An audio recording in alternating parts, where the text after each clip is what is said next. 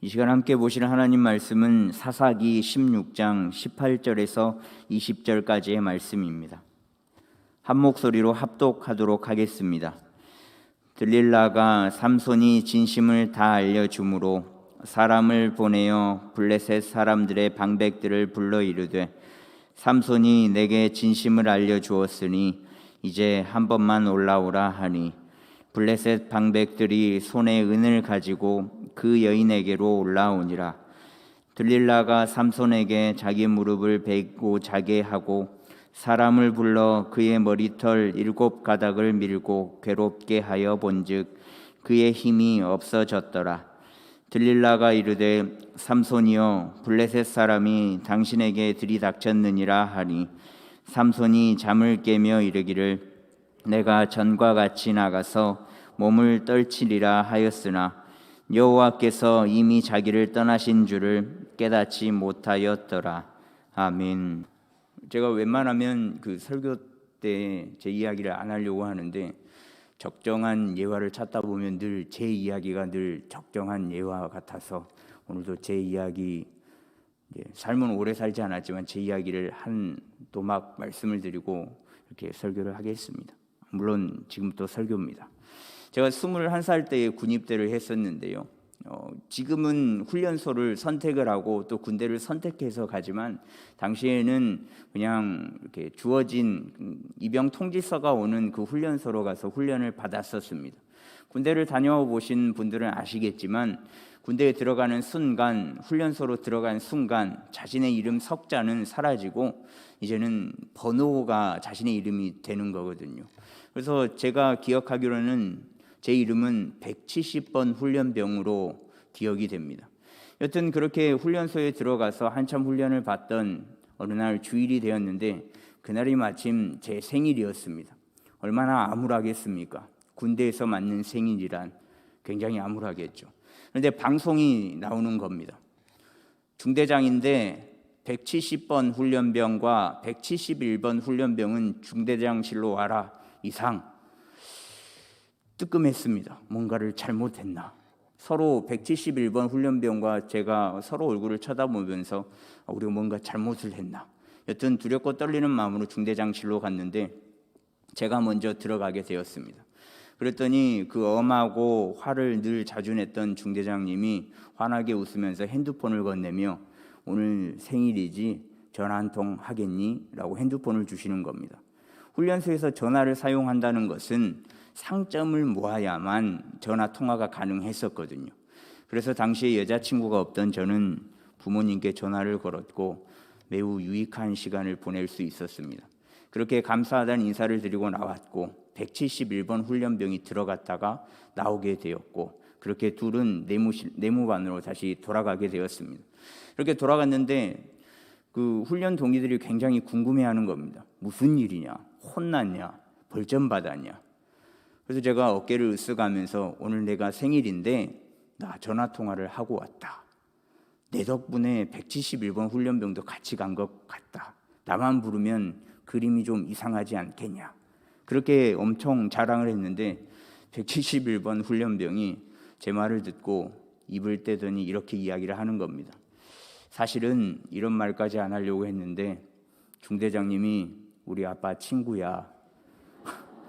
그래서 나를 부르는데 혼자만 부르면 이상할까 봐 마침 170번 너가 오늘 생일이더라. 그래서 같이 부르신 것 같다. 굉장히 민망했습니다. 얼굴이 시뻘개졌고요. 굉장히 착각 속에 저 혼자 착각의 나래를 펼치고 있었더라고요. 물론 171번 덕분에 전화를 할 수 있었던 것에 참 고맙고 감사했는데, 제가 170번이 아니었더라면, 그 친구가 171번이 아니었더라면 아마 저는 전화통화를 못했을 것 같습니다. 여러분들은 이런 착각을 해보신 적이 있습니까? 내 덕인 줄 알았는데, 생일을 맞이한 내 덕으로 171번 훈련병도 덕을 본 줄 알았는데 되려 반대의 일이었던 것, 그렇게 착각을 해보신 적이 있으십니까? 오늘 말씀에 이런 착각 속에 살아간 이의 이야기가 나오는데, 그의 이름은 바로 삼손입니다. 이 삼손은 굉장히 여성분들을 좋아했던 사람인데 설의 골짜기에 살아가고 있던 들릴라라는 여인에게 푹 빠지게 되었습니다. 삼손이 어느 여인을 사랑한다라는 대목이 나와도 그러려니가 되는 사람이죠. 왜냐하면 지나간 여인들이 굉장히 많았으니까요. 그런데 이 들릴라라는 여인은 블레셋 여인입니다. 하필이면 이스라엘이 원수같이 생각하는 그 블레셋 나라의 여인인데 왜 그녀를 사랑하게 되었을까? 여튼 삼손이 그 여인이 있는 데로 가서 함께 지내게 되었는데 그 사실을 안 블레셋 사람들이 삼손을 잡고 싶은 마음이 굉장히 컸습니다. 그래서 들릴라에게 이야기하기를 은 1000개를 줄 테니까 삼손의 그 어마무시한 힘의 근원을 알아봐 달라라고 이야기를 하죠. 5절 말씀에 보시면요, 블레셋 사람의 방백들이 그 여인에게로 올라가서 그에게 이르되 삼손을 꾀어서 무엇으로 말미암아 그 큰 힘이 생기느냐 그리고 우리가 어떻게 하면 등이 그를 결박하여 굴복하게 할 수 있는지를 알아보라. 그래야면 우리가 각각 은 1100개씩을 내게 주리라 하니라고 이야기를 합니다. 힘의 근원을 알아봐 주면 은 1100개를 준답니다. 들릴라 입장에서는 당연히 하지 않겠습니까? 은 1100개는요 은 1100세겔이라는 뜻인데 이 은 1세겔은 일반 노동자가 4일 정도를 일해야 받을 수 있는 수당입니다. 그러니까 은 1100세겔은 일반 노동자로 따지면 10년치 월급, 10년치 품삯을 의미하는 겁니다. 그런데 이 은 1100세겔만 주는 게 아니라 각각 주겠다라고 이야기를 하고 있지 않습니까? 블레셋 방백들이 각각 준다고 이야기를 하는데 당시에는 블레셋의 5대 도시인 가사, 아스돗, 가드, 아스글론, 에글론의 대표자들을 말합니다. 각각 준다고 이야기를 하니까 1100세겔 곱하기 5, 그래서 5500세겔을 너에게 주겠다라고 이야기를 하는데 이 5500세겔은 50년 일을 해서 받을 수 있는 돈입니다. 어마무시한 돈이죠. 이런 돈을 주겠다라고 이야기를 하는데 들릴라가 안 할 이유가 전혀 없습니다. 그리고 굉장히 쉽다라고 생각을 했을 겁니다. 왜냐하면 삼손은 이미 들릴라를 굉장히 사랑했기 때문에 그냥 나는 이 일을 식은 죽 먹기로 할 수 있겠다라고 생각을 했을 겁니다. 그런데 들릴라는 삼손에게 마음이 없었나 봅니다. 삼손을 사랑하는 마음이 있었더라면 돈이 중요하겠습니까? 미리 알려주고 도망가게끔 했겠지요. 근데 들릴라는 삼손을 사랑하는 마음이었고 돈을 더 원하는 마음이 있어서 이제 삼손이 힘의 근원이 어디에서 나오는지 물어보게 되었습니다. 근데 반대로 들릴라를 사랑하는 삼손은 그렇게 다가오는 들릴라가 싫지 않았습니다. 7절 말씀에 보면 마르지 아니한 새 활줄 7으로 나를 결박하면 내가 약해져서 다른 사람과 같으리라 라고 순순히 이야기를 해줍니다. 그런데 그 이야기는 거짓말이었습니다. 거짓말인 것을 안 들릴라가 잔뜩 화가 났는데요. 10절에 보면 당신이 나를 희롱하여 내가 거짓말을 하였도다 라고 말하면서 또 다시 힘의 근원이 어디에서 나오는지 물어봅니다. 그랬더니 삼손이 대답하기를 새 밧줄들을 가져다가 결박하면 나는 다른 사람들과 똑같아질 거야 라고 이야기를 했는데 이건 역시 거짓말이었고요. 또 나의 머리털 7가닥을 배틀의 날씨를 섞어 짜서 묶으면 나는 일반 사람들과 같을 거야 라고 이야기를 했는데 이것 또한 역시 거짓말이었습니다. 근데 들릴라는 포기할 만도 하는데요, 삼손이 계속적으로 거짓말을 하고 알려주지 않겠다라는 마음을 표출함에도 불구하고 포기하지 않거든요. 자그마치 50년 동안 일해야 벌 수 있는 어마무시한 돈을 포기할 수 없는 거죠. 그녀의 노력은 진짜 대단했음을 알 수 있는데 16절 말씀에 보면 날마다 그 말로 그를 재촉하여 조름해 삼손의 마음이 번뇌하여 죽을 지경이라 라고 말씀하고 있습니다. 날마다 끝도 없이 정답을 말해줄 때까지 계속 들릴라는 삼손을 볶으면서 이야기해달라고 재촉합니다. 알려주라. 알고 싶다. 나는 당신의 그 어마무시한 힘이 어디서 나오는지 굉장히 알고 싶다. 알려주라. 알려주라. 알려주라. 이렇게 계속적으로 지속적으로 이야기를 하다 보니까요, 삼손의 마음이 번뇌해서, 즉 시달리고 괴로워서 죽을 지경에 이르렀다라고 표현을 하고 있습니다. 그런데 본인이 사랑하는 여인이 계속 물어보는데 어찌 대답을 안 해줄 수 있겠습니까? 그것도 사랑스럽게 다가오는데 말입니다. 들릴라가 삼손에게 윽박지르면서 알려달라고 했겠습니까? 최대한 사랑하는 마음을, 사랑하지는 않지만 연기하면서 알려주라고 애교 섞인 말도 해보고, 삼손이 좋아하는 그런 표현들도 해보고 춤도 춰보고 여러 가지 모습을 보이면서 삼손에게 정답을 알려주라라고 다가오지 않았겠습니까? 이 모습에 삼손이 넘어가고 맙니다. 그런데 사실 삼손은 넘어갈 만한 사람이었습니다. 이 결과는 진즉 나와 있던 거죠. 왜냐하면 하나님의 사람으로 나신인이 되었고 사사로 세워졌지만 유독 여자에게 굉장히 약한 사람이 삼손이었거든요.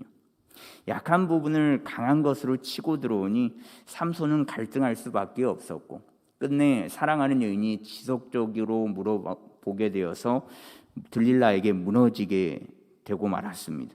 17절 말씀에 보시면 진심을 드러내어 그에게 이르되 내 머리 위에는 삭도를 대지 아니하였나니 이는 내가 모태에서부터 하나님의 나실인이 되었음이라.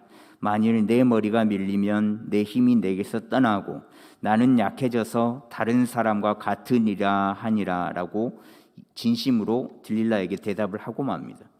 근데 삼손이요, 들릴라가 바벨론에서 심은 스파인지 몰랐을까요? 저는 알았을 거라고 생각을 합니다.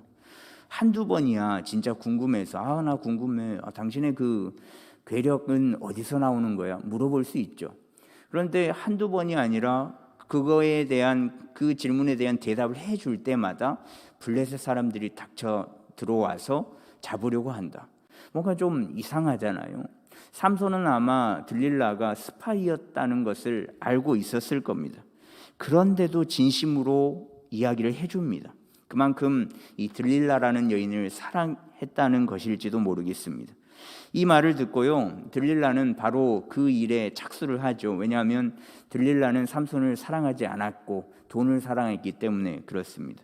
19절에 보시면요, 들릴라가 삼손에게 자기 무릎을 베고 자게 하고 사람을 불러 그의 머리털 7가닥을 밀고 괴롭게 하여 본즉 그의 힘이 없어졌더라 라고 나오는데, 이 머리털 7가닥은 이런 머리카락 7개를 의미하는 게 아닙니다. 당시 삼손의 머리는 쉽게 표현을 해서 레게 머리를 아시죠? 이렇게 꽈가지고 머리카락이 이렇게 얇은 게 아니고 한 뭉퉁이가 막 이렇게 두껍게끔 꽌 그런 머리를 하고 있었는데, 그 머리 7가닥을 밀었다라는 것은 삼손의 머리를 그냥 다 밀었다라고 보시면 되겠습니다. 여튼 이렇게 머리카락을 다 밀어버렸는데 이때 계획된 대로 블레셋 사람들이 들이닥치게 됐고 삼손은 잡히게 되었습니다. 그리고 힘을 쓰려고 하니까 힘이 나지 않았고요. 그래서 잡혀간 삼손은 눈을 빼버리게 됐고 감옥에 갇혀 맷돌을 돌리면서 옥살이를 하게 되었습니다. 이 모습을 보면서 블레셋 사람들은 너무 즐거워하면서 잔치를 벌이거든요. 지금까지 괴롭혔던 삼손이 이제는 힘 하나 쓰지도 못하고 두 눈도 빠져서 맷돌을 돌리는 신세, 그것을 보면서 굉장히 즐거워하는 잔치를 열었는데, 이때 삼손이 마지막 힘을 내어서 그 건물을 무너뜨리면서 블레셋 사람들과 함께 죽음을 맞이하는 내용이 이어집니다. 너무나도 잘 알고 있는 삼손의 이야기인데요, 이 삼손의 이야기를 들으시면서 삼손이 무엇을 착각하며 살았는지 알고 계십니까? 제가 서두에 말씀드린 민망하면서도 부끄러운 이야기가 기억나십니까? 생일을 맞아 내 덕에 옆 친구인 171번도 전화통화를 했다는 착각, 굉장히 민망하고 부끄러웠던 모습. 근데 삼손도 이런 착각을 하며 살았다는 것을 알 수 있습니다. 그가 착각했던 것은요, 무엇이냐면 바로 힘의 근원입니다. 자신은 힘의 근원이 머리카락에서 나온다라는 것을 착각하며 살았다라는 거죠. 맞는 것 아닌가? 라고 생각하시는 분들도 여러 계실 겁니다. 그러나 삼손의 힘은요, 머리카락에 있는 것이 아닙니다. 삼손은 태어날 때부터 나신인으로 태어났거든요. 임신하지 못하는 삼손의 어머니에게 하나님의 사자가 와서 이야기하기를 사사기 13장 5절 말씀에 보면 이 아이는 태에서 나옴으로부터 하나님께 바쳐진 나실인이 됨이라 라고 말합니다. 그러면서 임신을 하게 하셨고 삼손이 태어나게끔 하셨거든요. 그런데 이 나실인들은 세 가지를 멀리하면서 일평생을 살아야만 했습니다. 민수기 6장에 보면 나실인들이 피해야 할 것들, 나실인의 법에 대해서 나와 있는데 크게 세 가지를 피하면서 일평생을 살아야만 했습니다. 그것은 바로 포삭시라고 불리는 것인데 포도의 일체의 것, 그리고 삭도, 그리고 시체, 이 세 가지를 조심하며 멀리하면서 살아야 하는 사람들이 바로 나실인이었습니다. 근데 삼손은 이 세 가지를 다 가까이 하면서 살았거든요. 사사기 14장에 보면 삼손이 사자를 맨손으로 찢어 죽이는 사건이 나옵니다. 사자를 만난 장소가 어디인가? 14장 5절에 보시면 삼손이 그의 부모와 함께 딥나에 내려가 딥나의 포도원에 이른즉 젊은 사자가 그를 보고 소리 지르는지라. 포도의 일체의 것을 멀리해야만 하는 삼손은 포도가 가득한 포도원에서 사자를 만나 찢어 죽였습니다. 그리고 또 여인을 좋아하는 삼손은 포도주, 그러니까 음주를 좋아했을 가능성이 높습니다. 포도의 일체의 것을 가까이 한 것과 더불어서 훗날 그 찢어 죽인 사자의 시체 안에서 또 꿀을 따먹지 않습니까? 또 그 꿀을 자신의 부모에게도 가져다 주었고 그 꿀이 어디서 났는지 출처를 알려주지 않습니다.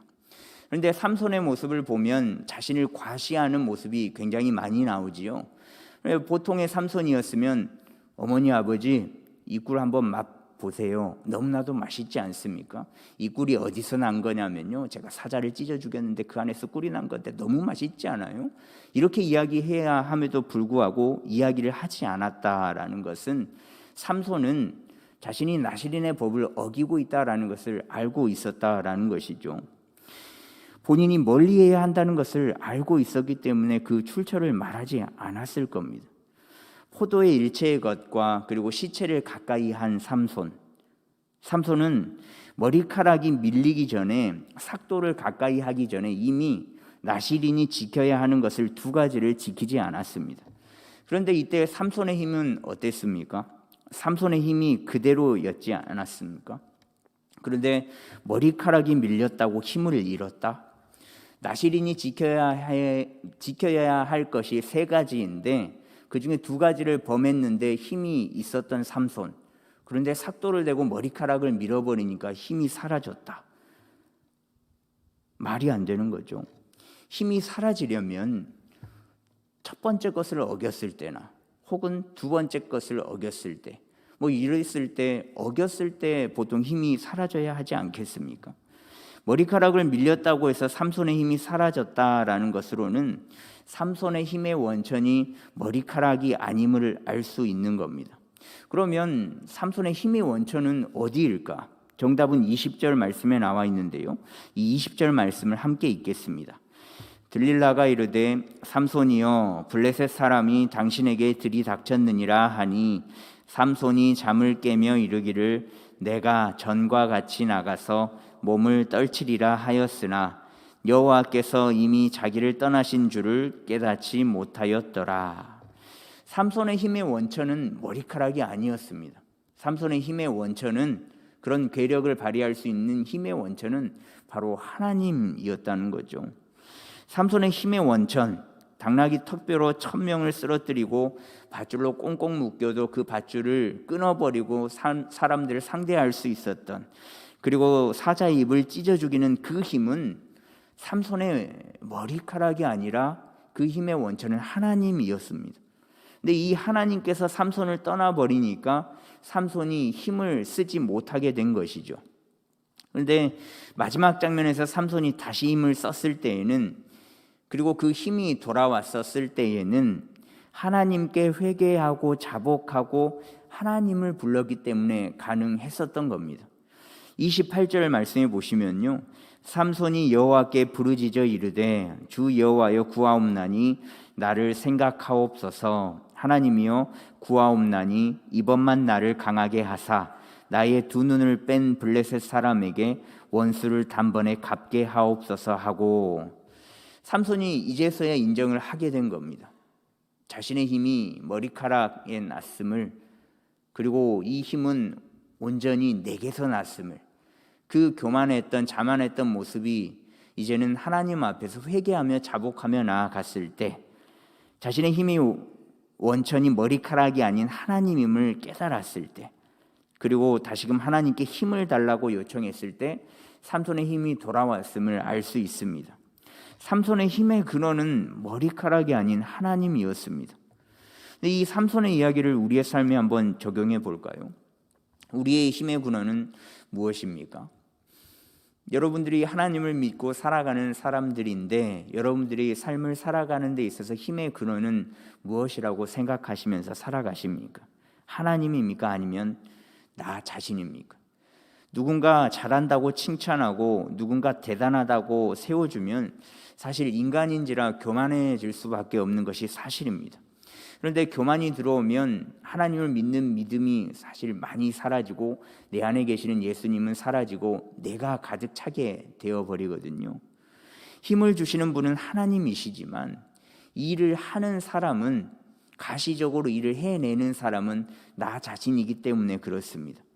우리가 신앙생활하는 모든 그리스도인들이 반드시 기억해야 할 것은 우리는 하나님이 주시는 힘으로 일하는 선한 하나님의 도구다라는 것을 늘 깨달아야만 합니다. 도구라는 것을 잊고 일을 직접 주도하는 주관자다라고 생각을 할 때 우리는 삼손처럼 스스로 자멸할 수밖에 없는 존재임을 날마다 생각하면서 살아가야만 합니다. 그래서 교만이 무서운 거죠. 도구임을 깨닫거든요. 늘 하루를 살아가면서 하나님의 은혜가 아니면 살아갈 수 없는 존재다라고 늘 깨달으면서 살아가거든요. 그런데 마음 놓고 있을 수만은 없습니다. 왜냐하면 이 교만이라는 녀석은 틈만 나면 다가오기 때문에 그렇습니다. 딱 한 번 이겨내버리면, 승리해내버리면 다시는 찾아오지 않았으면 좋을 텐데 이 교만이라는 녀석은 틈만 보이면 비집고 들어오는 녀석이기 때문에 그렇습니다. 그래서 무섭습니다. 칭찬이라는 것을 듣기만 하면 교만은 땅을 고르고 씨앗을 심고 물을 주고 거름을 주고 잡초를 뽑아주고 열매를 따는 그 순차적인 단계를 다 거스르고요. 칭찬을 듣는 순간 바로 열매로 나타나는 게 교만입니다. 나 칭찬받은 사람이야. 한 사람도 아니고 나를 만나는 모든 사람들이 나의 실력을 인정해주고 있어. 내가 SNS 사람이야. 이렇게 칭찬이라는 작은 녀석은 교만이라는 큰 마음을 심어주기 마련입니다. 언제든 치고 들어오는 교만을 막지 못한다면 우리는 교만으로 삼손이 무너졌던 것처럼 동일하게 무너져 버릴 겁니다. 여러분들은 어떻습니까? 혹시 하나님이 주신 것을 내 것으로 착각하고 교만하며 자만함으로 살아가고 있지는 않습니까?